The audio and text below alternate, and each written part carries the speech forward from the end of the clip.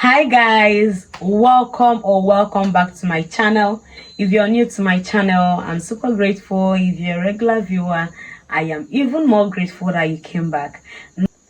In today's video, I am going to be sharing my experience. I'm going to be talking about an encounter that I had with a woman in the market.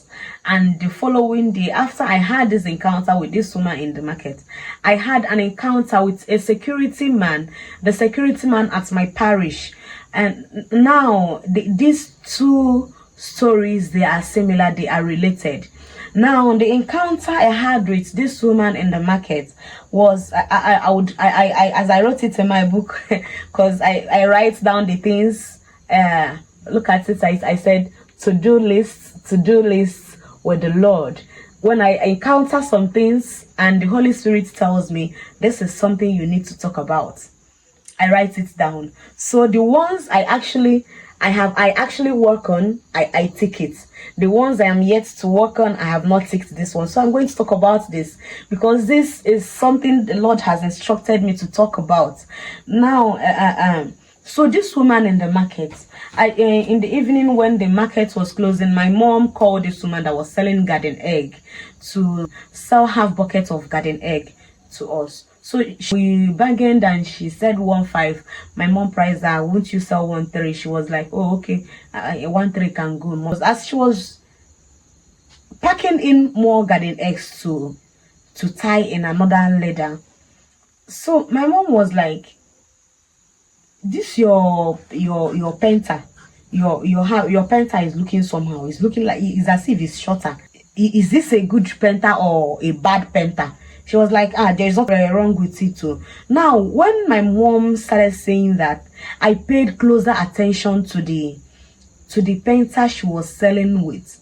So it happened that this woman went, and the way that penta is, I don't know if I can say something here to explain it. Now, let's assume this is the penta.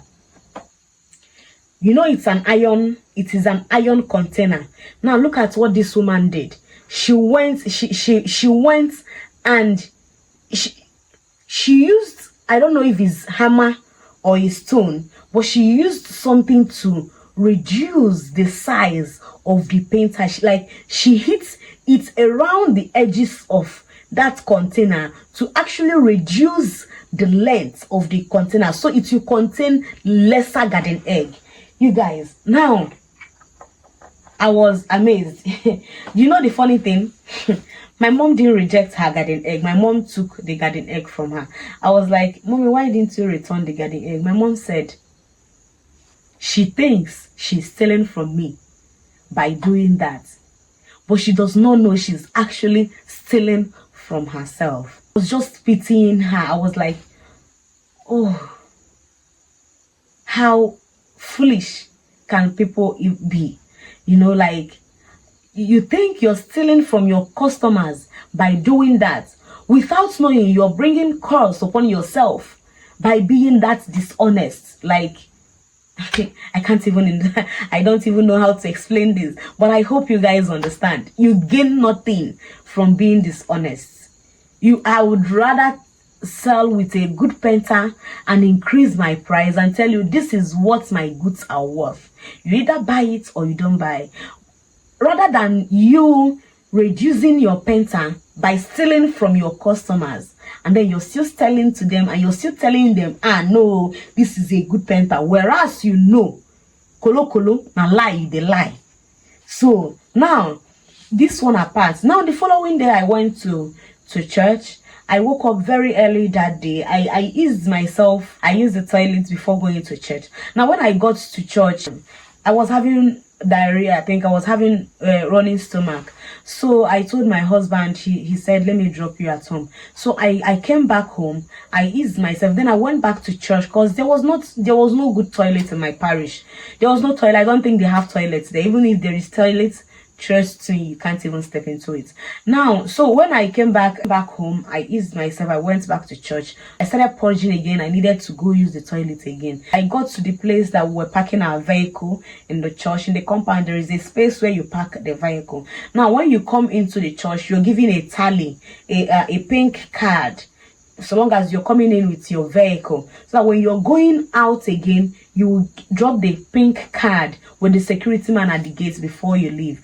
Now, I had my pink card, and when I got to the place that we were parking our vehicle, the security man there, he was just sitting on one of the vehicles there.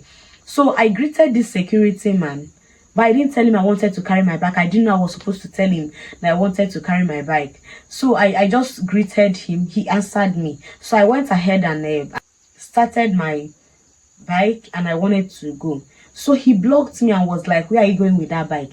Who did you tell you want to go?" I said, "Oh, sorry, I didn't know I was supposed to tell you, but I greeted you before coming now." And he was like, "You greeted me, but you did not tell me you're going with this bike." I was like, "I'm sorry, I didn't know that I was supposed to tell you. This is the first time I'm coming to church, and I have to leave before the mass ends.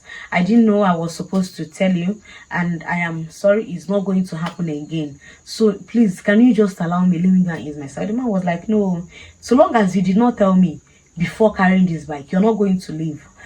I was like, "Ogabiku, do you want to embarrass me here? I beg, please. There is no good toilet in the church. If there is a toilet in this church, just point me to that direction. I will leave the bike and go and ease myself. I just want to ease myself." I was begging this man. I was begging and begging and begging. This man literally, he didn't allow me to go. I almost cried. I was even crying. I was crying. I was like, please, I am sorry for not telling you. I didn't know I was supposed to tell you. Now that you have told me, next time I'm not going to misbehave. I am not going to disobey you in that way again. I didn't even know that I was supposed to tell you before going with the bike. I greeted you to show respect or acknowledgement for you being here guiding these vehicles. It's not easy. That's why I greeted you. I didn't overlook you. I didn't disregard you. I regarded you, I greeted you, and you answered my greeting. I just didn't tell you that I'm going with the bike. Now I'm telling you, please, can you just allow me to go and ease myself? I was so polite. This man didn't listen. In fact, I didn't know what to do. Before you know it, people came in and started, putting mouths. They were like, "Oh, can leave her now. You see that she's not feeling fine, and she don't already explain like this to you. Just understand that. Just leave her. Next time, you should not do it."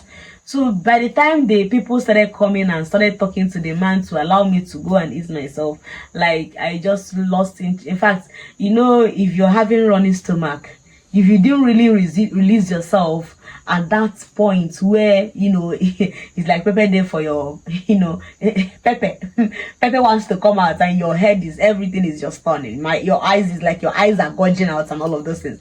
So by the time I started begging this man, I was arguing with this guy, I was pleading, and the poo entered back into my tummy. So by the time the man wanted to come around and be like, "Well, okay, come and start," after like 15 minutes of pleading and arguments, and I was like, "Oga, no worry yourself. The poo don't go back. Let me just go and end the mass and come and start going."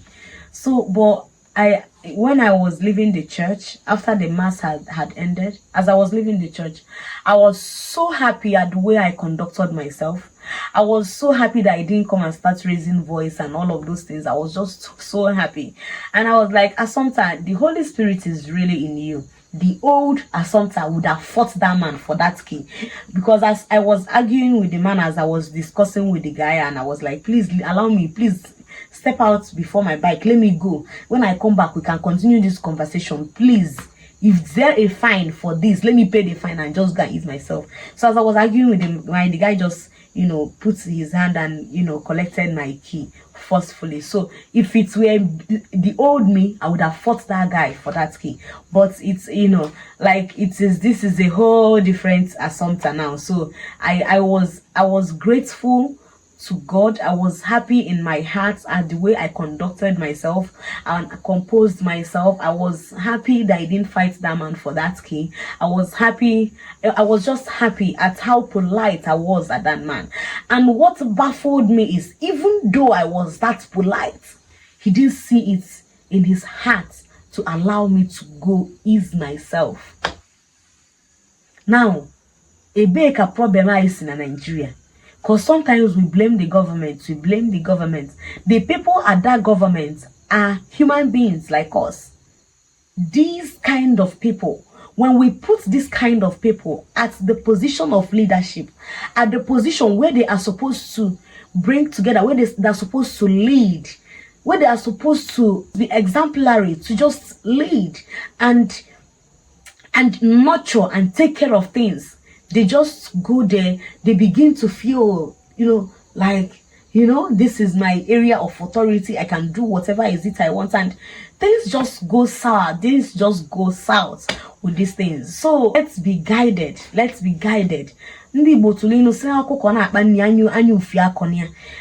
though you are now the security man in charge of all of those vehicles, we should tell you before going. Sometimes you apply reason, you apply conscience. Sometimes just have human sympathy.